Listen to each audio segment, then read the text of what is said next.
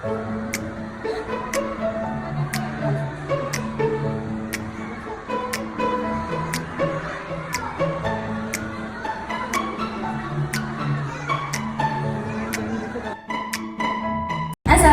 warahmatullahi wabarakatuh. Perkenalkan, kami mahasiswa Pendidikan Ekonomi angkatan 2024. Kami dari kelompok 10 yang beranggotakan saya Firdaina Satira yang akan menjelaskan pengertian pendidikan dan dampak pendidikan terhadap ekonomi dan sosial di masyarakat. Saya Tifatul Hidayah akan menjelaskan peranan pendidikan dalam pengembangan karakteristik, keterampilan, dan juga pengetahuan. Dan saya Stefania akan menjelaskan tentang sejarah singkat pendidikan di Indonesia. Dan kami mewawancarai guru, mahasiswa, dan siswa bagaimana pandangan mereka terhadap pendidikan. Assalamualaikum warahmatullahi wabarakatuh. Perkenalkan, saya Tifatul Hidayah, mahasiswa Pendidikan Ekonomi angkatan 2024. Kalau boleh tahu, di sini saya bersama dengan Bapak siapa? Sebelumnya perkenalkan, nama saya Wisnu, saya dari Kota di Madrasah Hidayah. Baik Bapak, sebelumnya saya izin meminta waktu Bapak untuk diwawancarai. Apakah Bapak bersedia? Baik, terima kasih Bapak. Jadi begini Pak, menurut sudut pandang Bapak, bagaimana pendidikan di Indonesia saat ini? Menurut saya pendidikan yang ada di Indonesia saat ini itu adalah memiliki berbagai macam positif dan ada juga tantangan dan permasalahan. Menurut perspektif saya, pendidikan di Indonesia itu masih harus diperbaiki. Kenapa? Karena pendidikan di Indonesia itu sendiri itu masih rendah. Pendidikan di Indonesia itu harus cepat diperbaiki untuk kemajuan masa depan yang akan mendatang. Seperti permasalahan yang harus diselesaikan itu seperti kurangnya bantuan pendidikan bagi siswa yang mampu, dan juga harus meningkatkan infrastruktur dan sarana prasarana di sekolah-sekolah di daerah terpencil. Nah, seperti itu. Nah, keseluruhannya adalah kesimpulannya, walaupun pendidikan di Indonesia sudah maju, itu harus tetap diperbaiki dan cepat diselesaikan masalah-masalah yang ada di Indonesia itu sendiri. Kenapa? Karena agar meningkatkan pendidikan di Indonesia itu menjadi signifikan dan lebih harmonis dari Oke, baik. Selanjutnya, menurut pandangan Bapak nih, bagaimana dampak pendidikan di lingkungan masyarakat?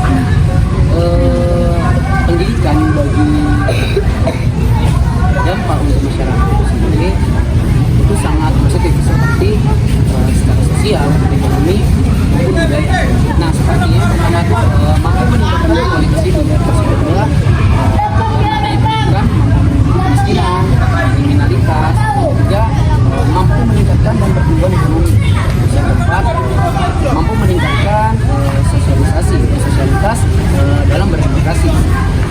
Dalam keseluruhannya, itu sendiri adalah pendidikan bagi masyarakat itu memberikan fondasi untuk membuat masyarakat itu sendiri tumbuh menjadi lebih baik dan menjadi sejahtera dan memiliki pola pikir yang kritis untuk menjadi Indonesia emas. Nah, terima kasih Bapak. Nah, itu tadi sudut pandang menurut Bapak Krisno tentang pendidikan dan juga dampaknya bagi lingkungan masyarakat. Kami berterima kasih kepada Bapak yang karena sudah meluangkan waktunya untuk bersedia di wawancara ini. Assalamualaikum warahmatullahi wabarakatuh. Perkenalkan, saya Tifatul Hidayah, mahasiswa Pendidikan Ekonomi angkatan 2024. Kalau boleh tahu, di sini saya bersama dengan siapa? Saya Hani Aulia dari SMA Negeri 4 Pekanbaru. Baik, sebelumnya saya ingin meminta waktu adik sebentar untuk diwawancarai. Apakah adik bersedia? Baik, terima kasih. Jadi begini, menurut sudut pandang Hani, bagaimana sih pendidikan itu? Jadi pendidikan itu suatu proses pengembangan diri atau individu untuk menambah wawasan. Oke, baik. Selanjutnya, menurut sudut pandang Hani nih, bagaimana dampak pendidikan di lingkungan masyarakat? Dampaknya itu banyak. Salah satunya itu seperti mampu beradaptasi kepada masyarakat lain serta mengurangi kemiskinan yang ada. Oke, baik, terima kasih. Nah, itu tadi menurut sudut pandang dari Hani selaku siswa dari SMA 4 mengenai pendidikan dan juga dampaknya bagi lingkungan masyarakat.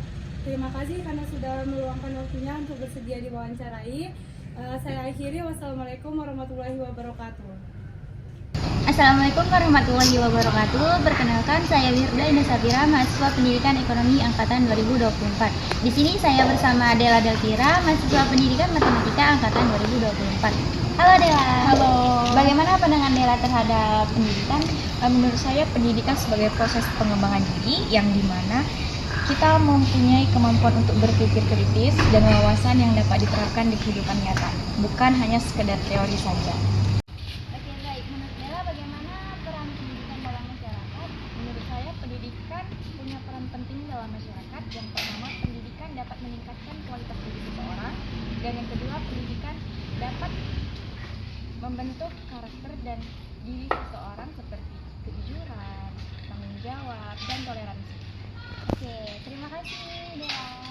Ya, sama-sama. Saya akhiri, wassalamualaikum warahmatullahi wabarakatuh. Pendidikan adalah proses belajar yang membantu seseorang memahami berbagai hal, mengembangkan kemampuan, dan membentuk kepribadian. Melalui pendidikan, seseorang dapat memperoleh pengetahuan, keterampilan, dan sikap yang berguna untuk menjalani kehidupan sehari-hari, berkarir, serta berinteraksi dengan orang lain.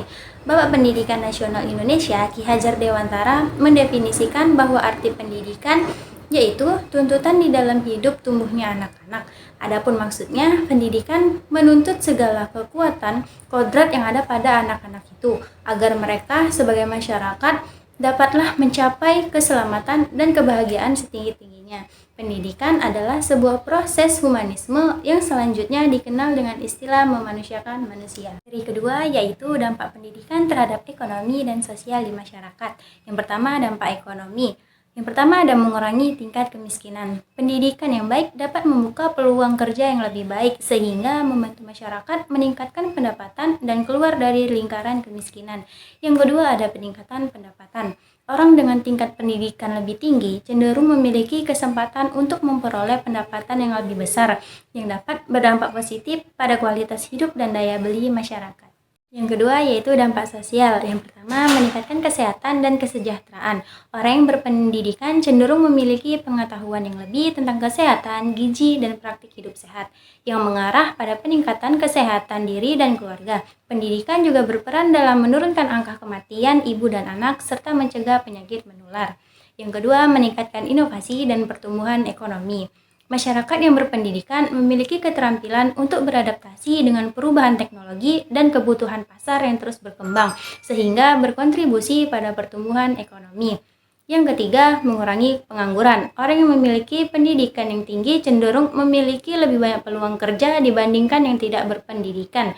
Pendidikan membuka akses ke berbagai jenis pekerjaan dan meningkatkan daya saing tenaga kerja di pasar. Pendidikan bukan hanya tentang memperoleh pengetahuan, tetapi juga berdampak besar pada kehidupan ekonomi dan sosial masyarakat.